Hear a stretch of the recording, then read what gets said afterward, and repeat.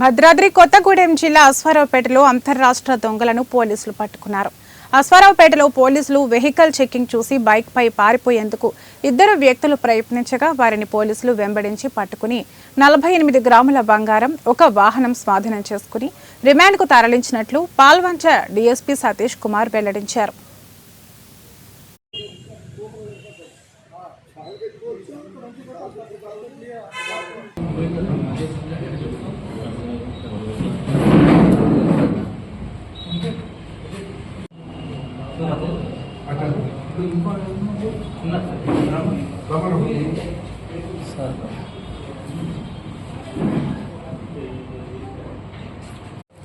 Police సిబ్బంది vehicle checking చేస్తూ ఉంటే ఇద్దరు వ్యక్తులు యాక్టివా మోటార్ సైకిల్ పైన అనుమానాస్పదంగా వస్తూ కనపడ్డారు.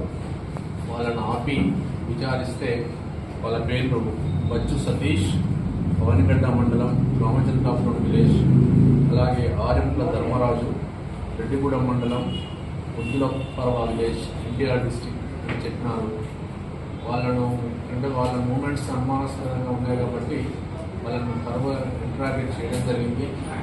వాళ్ళు ముఖ్యంగా ఈ సంవత్సరము ఫిబ్రవరిలో దమ్మపేట మందరపల్లి దగ్గర ఒక ముసలావిడ బండి నుంచి బంగారు చైన్లు అక్కిరడం జరిగింది.